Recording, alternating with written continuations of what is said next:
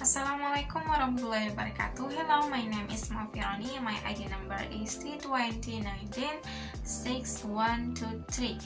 So here I would like to share my understanding about the contribution of fourth scholar in chapter 3. That is about equivalence and equivalence effect. For the first, on linguistic aspect of translation structuralist by Roman Jacobson. Roman Jacobson described three kinds of translation. Those are intralingual, interlingual, and intersemiotic. But in this chapter, Roman Jacobson on the interlingual is referring to translation between two different language written systems.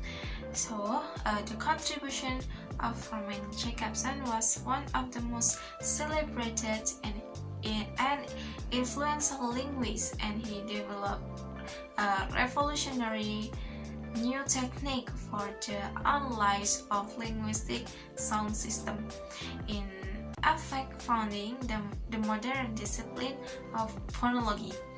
So, in this chapter, Jacobson follow these are from saucer between the signifier and signifier.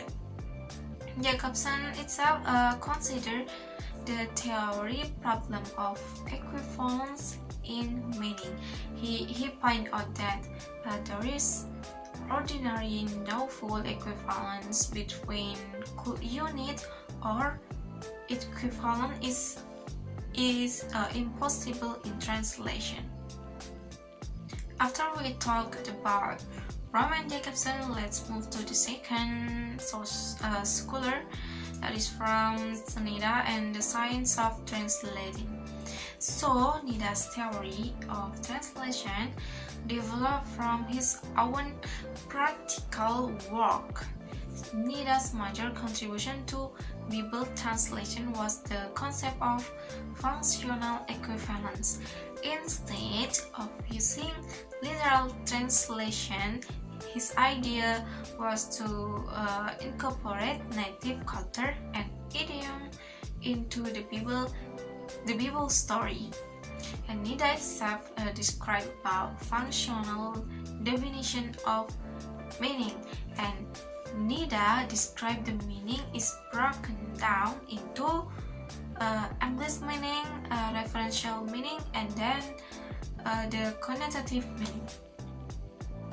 After we talk about Nida's theory, let's move to the third scholar, that is from Neumark, Semantic and Communicative Translation.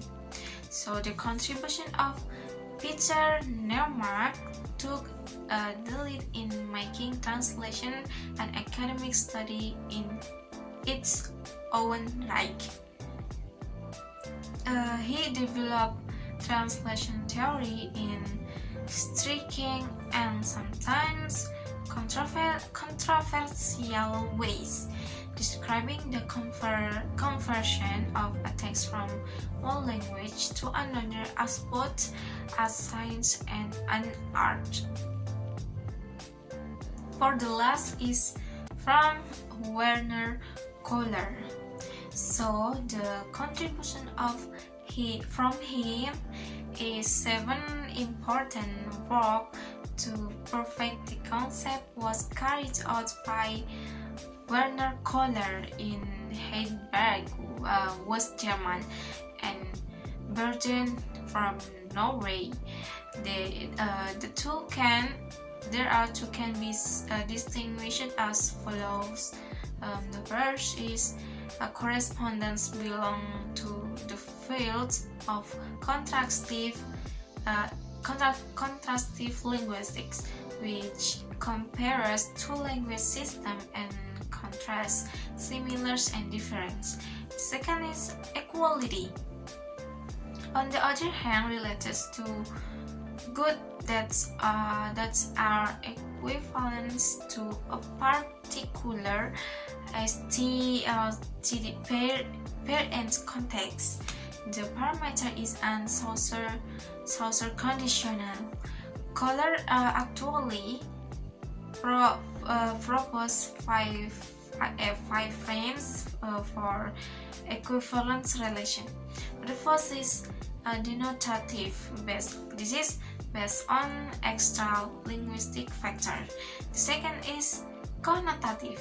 Here is based on the source and source text is expression. And the third is text normative, respecting or changing the textual and linguistic norms.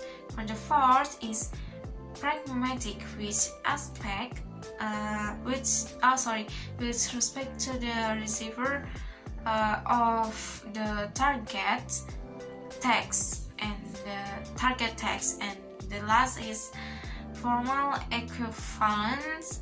Signifier happen to have same orthography or phonology. Yes, those are my understanding about the force color in translation. Sorry if there is any mistake, I'm so sorry. Thank you so much. Wassalamualaikum warahmatullahi wabarakatuh.